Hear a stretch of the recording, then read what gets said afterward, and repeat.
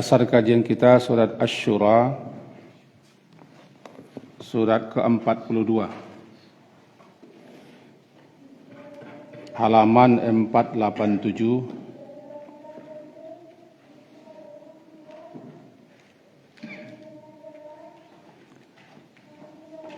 ayat yang ke-42 dan 43.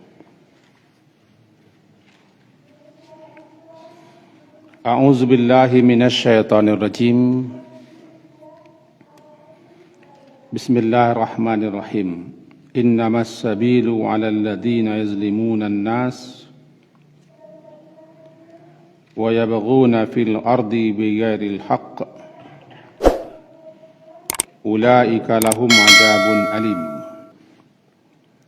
Wa laman sabara wa ghafara inna dzalika lamin azmil umur.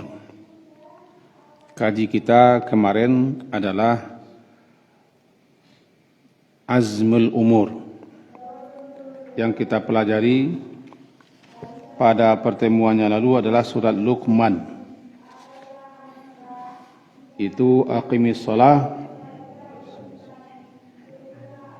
wa'mur bil ma'ruf wanha 'anil munkar wasbir ala ma asabak inna dzalika min azmil umur.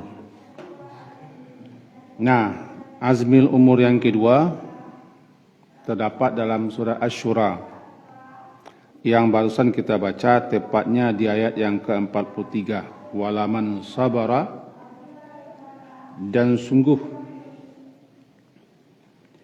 barang siapa yang sabar, wa ghafara, dan dia mengampuni atau memaafkan, inna dzalika, sesungguhnya demikian itu, lamin azmil umur. Diterjemahkan di sini termasuk perbuatan yang mulia atau termasuk perbuatan yang utama. Itu terjemahnya. Untuk memahami ayat ini, rasanya kita baca semenjak ke atas lah. Itu semenjak ayat 36 supaya nampak sambungan atau talinya. Itu semenjak ayat yang ke-36 kita baca, andaikan tidak selesai, diselesaikan nanti. Ayat ke-36-nya berbunyi, A'udzubillahi minasyaitonirrajim. Fama utitum min syai'in famata'ul hayatid dunya. Fama utitum, ayat 36. Dan apapun, apapun jua, utitum, yang diberikan kepada kamu, min syai'in. Min syai'in, itu yang apapun, sesuatu apapun, maka itu adalah mata'ul hayatid dunya. Itu adalah mata, kesenangan hidup di dunia. Wa ma 'indallah, dan apa yang di sisi Allah berupa kenikmatan, khairun,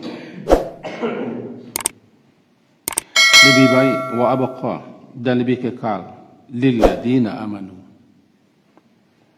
bagi orang-orang yang beriman, wa ala rabbihim yatawakkalun, dan kepada Tuhan mereka bertawakal. Baru disambung ke bawah. Di antara orang-orang yang akan memperoleh kenikmatan yang jauh lebih baik dan lebih kekal daripada kenikmatan dunia ini. Nah, tentu kita pahami semenjak di sini. Pertama dulu, apapun yang dianugerahkan, namanya fama utitum. Apapun, fa maka ma apapun, utitum yang diberikan kepada kamu berupa nikmat, min syai', sesuatu apapun dia, maka itu semua adalah mata', mata'ul hayatid dunia, adalah kesenangan hidup dunia. Apa itu mata'? Itu kesenangan yang tidak lama, kesenangan yang sementara, yang tidak langgeng. Kalau tidak kita yang meninggalkannya, kita yang ditinggalkan. Itulah, sedangkan dunia saja sudah sementara. Hidup saja sudah sementara, apalagi kenikmatan yang ada di kita. Sifatnya tidak lama. Berapa lama di kita tergantung Allah yang berikan, berapa lama Allah berikan kepada kita, Allah percayakan kepada kita. Yang penting apapun yang ada di sisimu adalah pemberian Allah, kurnia Allah. Berapa jangka lamanya kamu diizinkan memakai, mempergunakannya, tidak tahu kita. Ya, kita ulang. Apapun yang ada di kita, bagi orang beriman dia harus yakin. Itu semata-mata karunia Allah, pemberian Allah. Datangnya daripada Allah. Bukan lantaran usaha kita. Bukan lantaran kemampuan kita, kepintaran kita, keahlian kita. Itu hanyalah penyebab belaka. Berusaha, pintar, ulet, tabah, rajin. Sebutlah semuanya. Itu adalah sekedar penyebab datangnya. Karena rezeki itu bukan lantaran kita hebat berusaha lalu kita berezeki. Semuanya sudah ditentukan, sudah dikadarkan oleh Allah. Tidak lebih. Nah, berapa lama jatahnya untuk kita? Berapa banyaknya? Kita tidak tahu. Yang penting harus kita sadar. Semuanya itu satu saat, dua saja. Kehendak kita yang pergi, dia yang pergi. Itu sifat mata dunia. Matanya gurur. Kesenangan itu gurur, menipu daya. Di samping itu qalilun, mata'un qalilun. Itu yang garis pertama dulu. Kalau kita rujuk kepada ayat yang sebelum ke atas, panjang, yang menjelaskan, menguraikan kepada kita beberapa anugerah Allah, beberapa karunia Allah, beberapa nikmat Allah yang disebut dalam ayat atas, semuanya itu adalah mata'ul hayatid dunia. Bacaan ayat di atas. Lalu disimpulkan di ayat yang ke-36. Semuanya itu adalah kesenangan hidup di dunia yang sifatnya sedikit sementara, tidak langgeng, tidak abadi. Karena hidup pun juga sementara. Wa mal hayatud dunya, tidak lain tidak bukan hidup itu sementara dan kesenangannya juga sementara. Tidak hati-hati, kalau kita tidak waspada, dia memperdaya. Wa mal hayatud dunya illa mata'ul ghurur. Matanya memperdaya, menipu. Jangan lalai, jangan lengah, jangan abai. Itu satu. Wa ma indallah, dan apa saja yang di sisi Allah berupa kenikmatan atau kelezatan atau rezeki yang dijanjikan oleh Allah dan akan dianugerahkannya kepada hamba-hambanya, terutama nanti di akhirat. Wa ma indallah, termasuk dalamnya pahala, ganjaran, balasan, fadilah, keutamaan, surga dan seterusnya. Semuanya yang dijanjikan oleh Allah untuk dianugerahkannya kepada hamba-hambanya itu khair. Khair dan abqa. Apa khair? Itu yang lebih baik. Kenapa? Karena nikmat akhirat itu berkelanjutan, berkekalan abadi, tidak putus-putus, tidak henti-hentinya. Sehingga digandenglah khairu wa abqa. Itu yang memiliki kekal lebih abadi. Sementara kenikmatan dunia tidak kekal, tidak abadi. Karena dunia pun tidak kekal dan tidak abadi. Apalagi kita yang isi dunia juga tidak kekal. Tidak ada yang kekal. Cuman orang-orang yang tamak, orang-orang yang serakah, orang-orang yang camak, orang-orang yang lobo, ia merasa tidak cukup-cukup. Dan dia menganggap seakan-akan itu kekal. Kenapa? Dia yahsabu annama lahu akhladah. Dia mengira, dia menduga harta bendanya itu bisa mengekalkannya.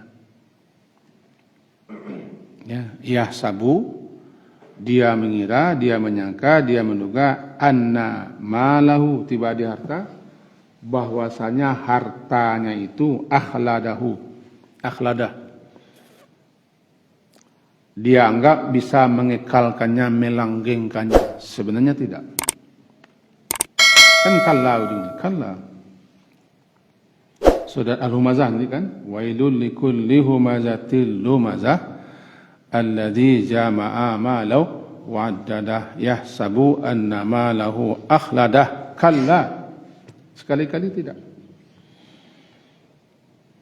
Jadi kenapa orang begitu ambisi, begitu serakah, begitu tamak, kadang-kadang tidak mempedulikan lagi. Semuanya dilanggar, didobrak demi mendapatkan kenikmatan dunia. Karena dia mengira, dia menduga, dia menyangka akhladah. Itu akhladah, dapat mengekalkannya, melanggengkannya. Sehingga dia habis-habisan. Tidak peduli. Yang penting tidak peduli, yang penting jamaah, dia menghimpun-himpun, jamaah alladzi jama'a mala. Jamaah menghimpun-himpun. Kata-kata jamaah itu menghimpun, menggabung dari sana sini. Itu jamaah. Mula-mulanya tidak tergabung, tidak terhimpun, berserak-serak di sana sini lalu diambil. Jamaah. Dikumpul. Sama dengan menjamak salat, mula-mula terpisah, lalu digabung asar dengan zuhur, digabung isya dengan maghrib, atau diundur ke belakang, zuhur dengan asar, maghrib dengan isya, dijamak, digabung, dihimpun. Itu pula nanti akhirat namanya yaumul jama'i, hari penghimpunan. Karena kita dulu tidak berhimpun, kita berserak-serak dan terserak-serak. Lalu dipanggil, diarak, digiring untuk berkumpul. Jamak. Nah, orang yang serakah, itulah dia alladzi jama'a malan. Dia menghimpun dari sana sini, tidak peduli bagaimana caranya. Yang penting dia bisa menjamak. Bukan menjamak salat nih. Menjamak harta. Jama'a malan. Lalu addada, dia hitung-hitung, dia bilang-bilang. Dia kumpul-kumpul. Sudah berapa nih, sudah berapa nih, sudah berapa nih. Takut kurang, takut rugi, tidak mau memberi. Serakah. Kenapa dia begitu? Karena dia yahsabu. Dia mengira, dia menduga malahu. Hartanya yang dikumpul-kumpul itu, apakah pangkat, jabatan, kedudukan, status, gelar, kehormatan, apapun yang semuanya kan bermuara kepada harta itu. Akhladah. Ini dia mengira itu mengekalkan. Dan dia menganggap harta itu segala-galanya. Dan juga dia mengira kenikmatan yang membahagiakan itu di harta juga. Itu yang dibantah. Kalla, kali-kali tidak. Karena semuanya itu mata'nya sementara, mata'un qalilun. Kesenangannya sedikit sementara dan memperdaya, mata'ul ghurur. Nah, sekarang fama, maka apa yang uti, apa nikmat. Kata pertama, apa saja nikmat, karunia, pemberian, anugerah, utitum yang diberikan kepada kamu, min syai', sedikit apapun atau sesuatu apapun, itu tidak lain tidak bukan adalah mata. Mata, kesenangan. Di sini kita lihat terjemahnya ya begitu. Itu adalah kesenangan hidup di dunia. Dan bagi orang-orang yang beriman, lilladzina amanu. Bagi orang-orang yang beriman, karena dia yakin, karena dia percaya, hidup ini sementara, hidup ini tidak lama, dan semua kenikmatan duniawi ini juga sementara, tidak lama. Itunya sifatnya lah ujian. Karena apapun yang Allah berikan kepada kita kan ujian, juga titipan dan amanah, yang semuanya nanti akan dipertanggungjawabkan. Dia mengerti. Orang beriman sadar betul itu, mengerti betul. Makin banyak dia menikmati, makin lama dia mempertanggungjawabkan. Dia mengerti betul itu. Semuanya adalah ujian belaka. Tidak lain tidak bukan. Dan dia orang beriman yakin betul bahwa apa yang di sisi Allah itulah yang kekal abadi. Ini dia beriman. Makanya wa ma 'indallah, dan apa saja yang di sisi Allah berupa pahala, ganjaran, kenikmatan, kesenangan, kelezatan dan seterusnya, khairun, itu lebih baik dibanding dengan dunia dengan segala macam isinya ini. Dan itulah yang lebih kekal. Dinyatakan lebih kekal, menyatakan itulah kekal yang selama-lamanya. Yang di dunia enggak. Wa ma 'indakum fad, dan apapun yang di sisi kamu itu pasti akan lenyap. Bahkan dunia juga lenyap. Namanya fan. Wa yabqa wajhu rabbika dzul jalali wal ikram. Yang baqa, yang kekal itu Allah. Kan surah Ar-Rahman. Dan orang-orang yang rabbihim yatawakkalun, dan orang-orang yang bertawakal dalam segala urusannya kepada Tuhan mereka. Tawakal, orang-orang yang menyerahkan segala urusannya kepada Allah. Setelah dia berusaha sekuat tenaga, sekuat kemampuan, mengerahkan potensi yang dimilikinya, lalu dia mempasrahkan kepada Tuhannya. Karena dia yakin apa yang Allah pilihkan untuknya, apa yang Allah tetapkan untuknya, itulah yang terbaik. Ini orang tawakal. Itu dua. Berarti kenikmatan yang kekal abadi akan diperuntukkan oleh Allah untuk orang yang beriman dan bertawakal. Itu kenikmatan ukhrawi. Karena kenikmatan yang sebenar kenikmatan nanti di akhirat. Kenikmatan dunia sifatnya ujian dan sementara. Dan juga kenikmatan itu, apa yang di sisi Allah berupa khair, yang lebih baik sisi Allah dan kekal itu, juga akan diperoleh, akan dinikmati, dan akan diberikan kepada orang-orang yang sifatnya seperti ayat ke-37. Itu orang-orang yang yajtanibuna kabairal itsmi wal fahish. walladzina yajtanibuna, dan juga kenikmatan dan apa yang di sisi Allah yang khairun dan apakah itu, juga untuk orang-orang yang yajtanibuna. Ijtanaba yajtanibun, ijtinab, orang yang berusaha menjauhi sungguh-sungguh.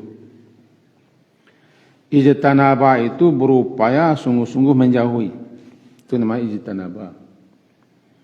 Ijtanaba yajtanibu, ijtinab itu orang yang berupaya sungguh-sungguh menjauhi.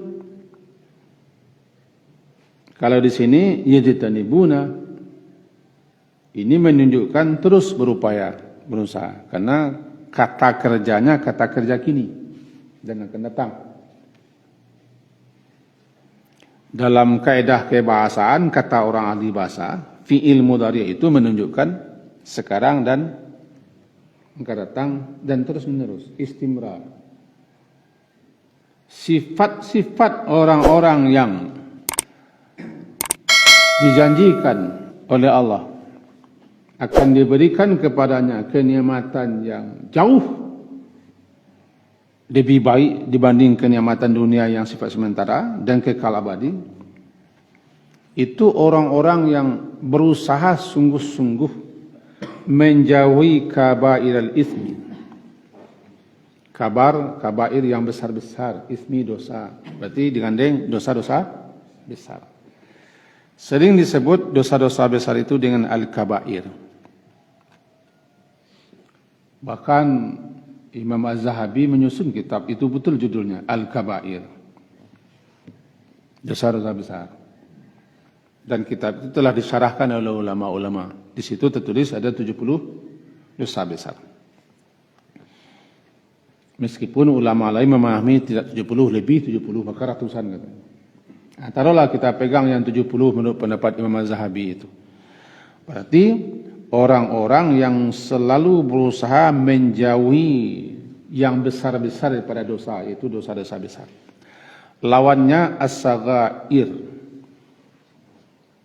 Kalau kabair yang besar-besar, saghair yang kecil-kecil. Apabila yang besar-besar dijauhi, yang kecil-kecil Allah maafkan, Allah ampuni. Pokoknya jauh sudah besar-besar. Sebab untuk menghapuskan yang kecil-kecil itu banyak. Semua amal-amal saleh penghapus yang kecil-kecil. Salat yang kita lakukan subuh menghapus kesalahan semalam. Sekarang kita duduk mengupas, mempelajari, memahami ayat Allah, menghapuskan dosa-dosa. Duduk di masjid rumah Allah ini i'tikaf, menghapuskan dosa-dosa. Lalu salat lagi sebentar lagi, menghapuskan dosa-dosa. Semua amal kebaikan menghapuskan dosa-dosa. Yang penting jauhi yang besar-besar. Kan sudah ada as-salawatul khamsu wal jumu'atu ilal jumu'ati wa ramadhanu ila ramadhan mukaffirat. Salat yang 5, Jumat ke Jumat, Ramadhan ke Ramadan, mukaffirat, penghapus. Mukaffirat, dapat menghapuskan dosa-dosa, kesalahan-kesalahan yang ada di antara-antaranya itu. Salat 5 waktu ada antaranya, subuh sampai zuhur, zuhur sampai asar ada antara. Dengan datangnya waktu salat berikut, lalu kita salat, hapuskan dosa-dosa yang terletak di antaranya. Jumat ke Jumat, bahkan ditambah 3 hari lagi, 10 hari. Jumat kemarin, datang pula Jumat besok. Jumat kemarin menghapus kesalahan Jumat semenjak Jumat yang lalu. Kesalahan setelah Jumat sekarang ini sampai pula Jumat ke depan. Tambah pula 3 hari, Senin jadinya. Dihapuskan selama 10 hari. Dengan catatan jauhi yang besar-besar. Ramadan ke Ramadan begitu juga. Kalau kita sepanjang 11 bulan itu ada berusaha menjauhi dosa-dosa besar. Kecuali kalau kita silaf, keliru, sesat, tidak sengaja, itu lain masalah. Maka dengan datangnya Ramadan, dan itulah keistimewaan Ramadan, hapus dosa 11 bulan yang lampau. Itu dia hadis riwayat Imam Muslim, as-salawatul khamsu wal jumu'atu ila al-jumu'ati wa ramadhanu ila ramadhana mukaffirat majtunibatil kabair, selama dijauhi yang besar-besar. Jadi di antara sifat-sifat orang yang dijanjikan oleh Allah kenikmatan yang kekal abadi, yang tidak ada artinya kenikmatan dunia ini, di antara sifat mereka yang ketiga adalah mereka yajtanibuna, terus berupaya sungguh-sungguh menjauhi dosa-dosa besar, wal fawahish, yang keji, yang menjijikkan, yang kotor. Ada ulama kita memahami al-fawahish di sini lebih mengarah kepada zina, seperti Ibnu Abbas. Ibnu Abbas salah seorang sahabat yang didoakan oleh Rasulullah untuk orang yang paham dengan Al-Quran. Beliau menurut para ulama-ulama tafsir, beliau memahami al-fawahish ini perbuatan zina. Maka jadilah maknanya orang-orang yang berupaya sungguh-sungguh menjauhi dosa-dosa besar dan zina. Ada juga yang memahami di luar itu. Pokoknya yang keji-keji katanya, yang kotor-kotor, yang menjijik-jijikkan, baik perkataan ataupun perbuatan ataupun sikap. Mereka ulama-ulama kita ini memahami lebih luas, berupaya sungguh-sungguh menjauhi dosa-dosa besar dan segala macam kekejian, kekotoran yang buruk-buruk, berupa perkataankah, tingkah lakukah, tindak tandukkah, sikap dan sifatkah. Wa idza ma ghadibu hum yaghfirun, dan apabila maghadibu mereka marah, segera memberi ampun, memberi maaf. Ini agak balik sikit. Setidak-tidaknya di saya berat ini. Ghadibu marah, ghadab marah. Di depannya ada kata-kata ma, idza ma ghadibu. Ma itu namanya ziyadah, tambahan untuk menguatkan. Artinya apa? Apabila mereka itu dibuat marah, dan marahnya bukan sembarang biasa, ma ghadibu, betul-betul marah dia, karena tingkah laku, perbuatan, sikap, perkataan orang lain terhadap dirinya betul-betul membangkitkan amarah.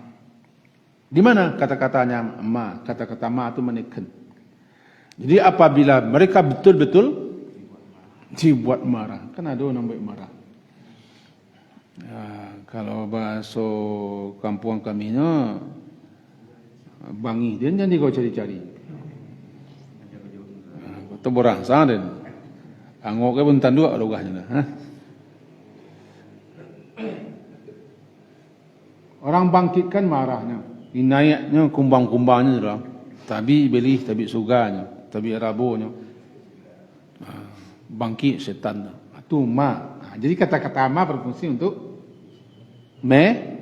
menekankan, menyangatkan betul-betul marah. Marah kau bisa awak kau? Yang susah awak nandu nukah di belakang dah. Bunyinya wa idza ma ghadibu hum yaghfirun. Aku yang susah. Kalau marahnya bisa. Tak bisa awak marah. Tersimbaba dia mencari angk banyak kan? Bisa.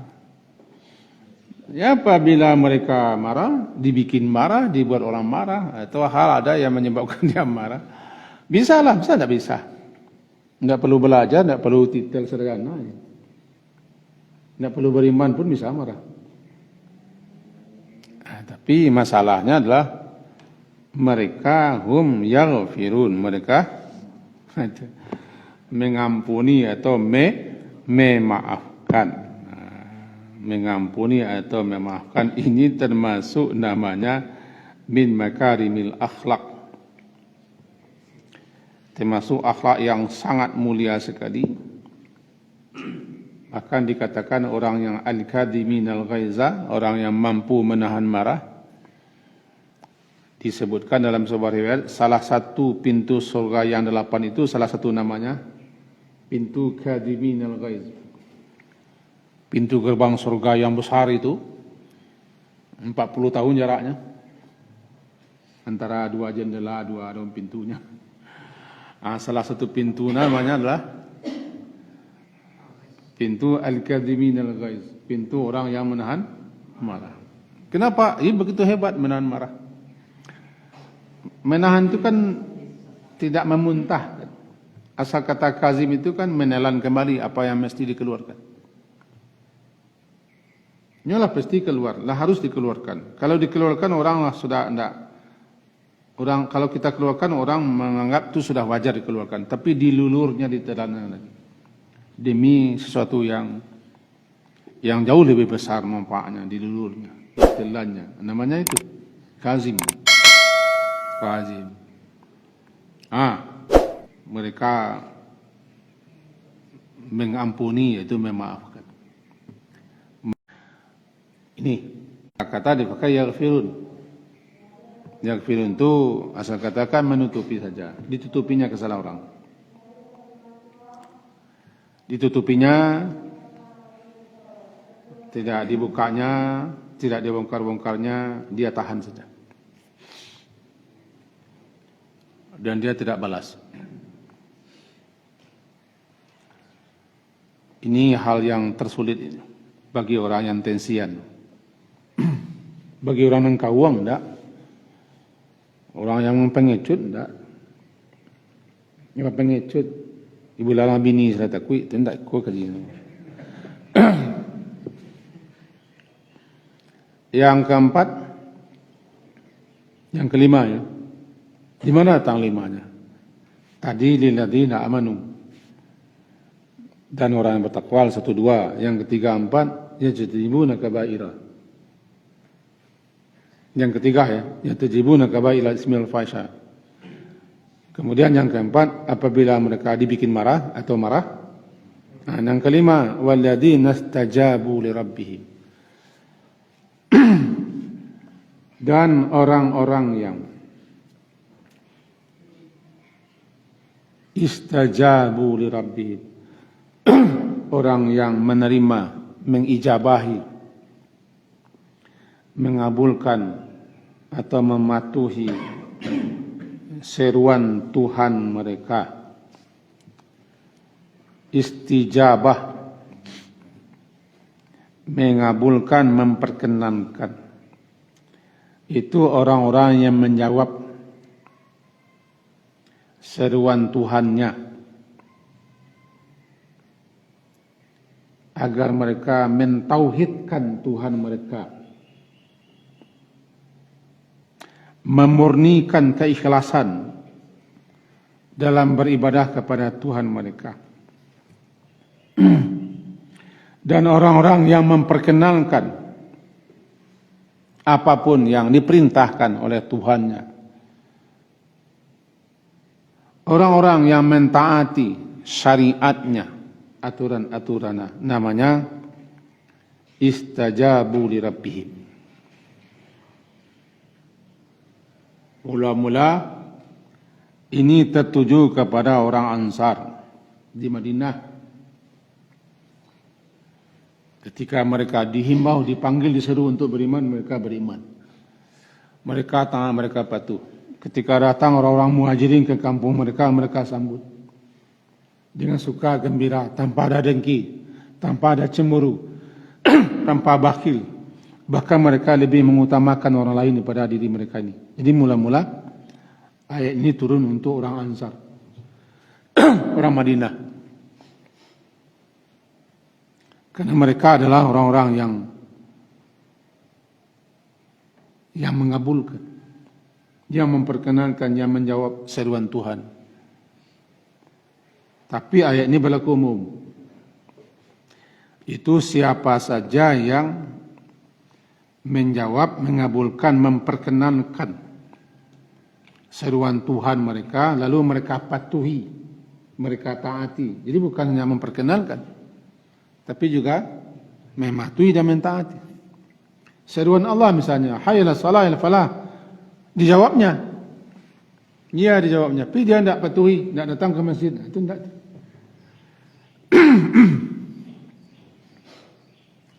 Memperkenankan itu, menjawab itu adalah mendatang, melaksanakan. Dan orang-orang yang memperkenankan, orang yang menerima, orang yang mengabulkan, orang yang mengijabahi seruan Tuhan mereka, berupa perintah, berupa aturan-aturan segala macam, termasuk perintah untuk mentauhidkan Allah, mengikhlaskan amal saleh, ya mereka patuhi. Terkenal mereka-mereka itu dengan kata-kata sami'na wa ta'na. Itu semboyan sahabat itu. Sami'na wa ta'na. Kami dengar, kami patuhi tanpa membantah. Di mana sesat, di mana salah, di mana keliru, di mana khilaf, maka ghufranaka, ampunanmu lah yang kami harapkan Allah.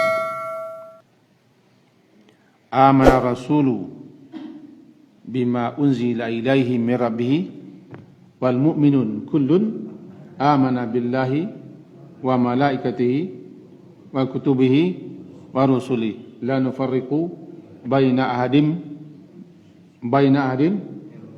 wa qalu sami'na.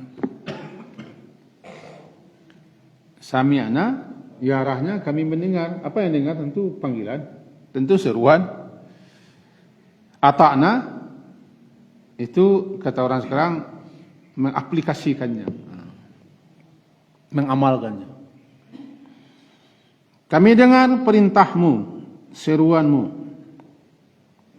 panggilanmu ya Allah, yang isinya perintah, isinya aturan, isinya syariat. Ata'na, kami taati itu.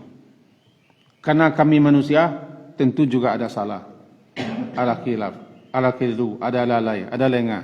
Kadang-kadang tergoda, kadang-kadang terpana dan terlena. Ghufranaka Rabbana, ampunamulah yang kami harapkan wahai Tuhan kami. Kan sami'na wa ta'na ghufranaka wa ilaika, kan kepadamu juga kami kembali. Kalau engkau tidak ampuni kami, tentu kami merugi.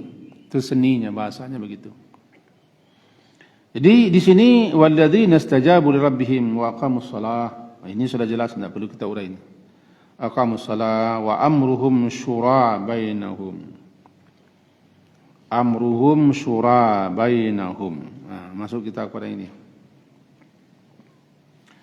Mereka memperkenalkan seruan Tuhan mereka dengan mentaati, salah satunya salat, dan urusan perkara mereka amruhum. Wa amruhum syura bainu syura. Syura. Apa itu syura? Musyawarah.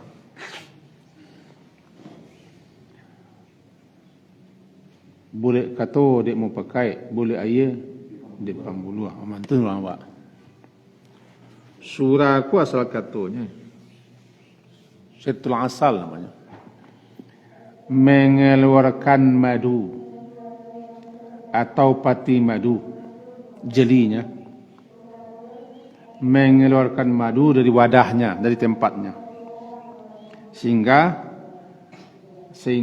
dapatlah yang paling manisnya. Apa nama? Jeli, inti madu. Madu diambil yang paling intinya,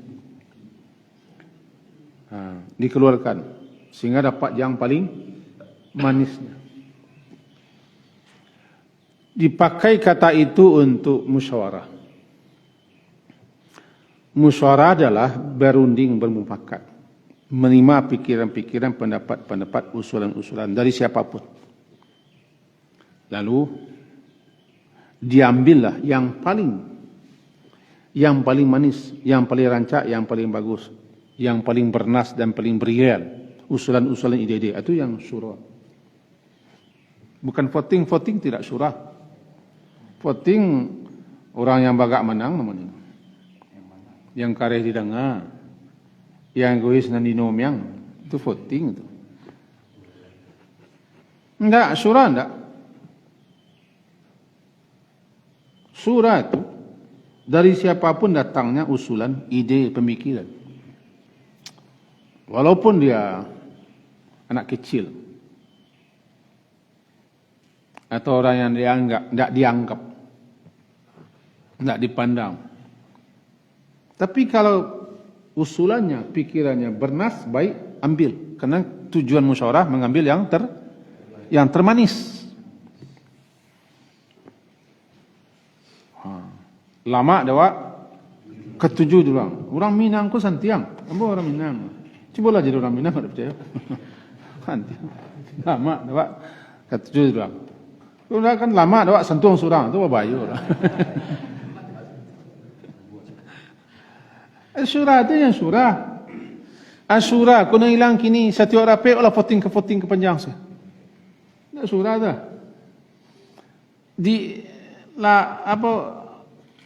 Minang tu lah hilang di orang Minang sebagainya. Ini latih perturutkan ini demokrasi.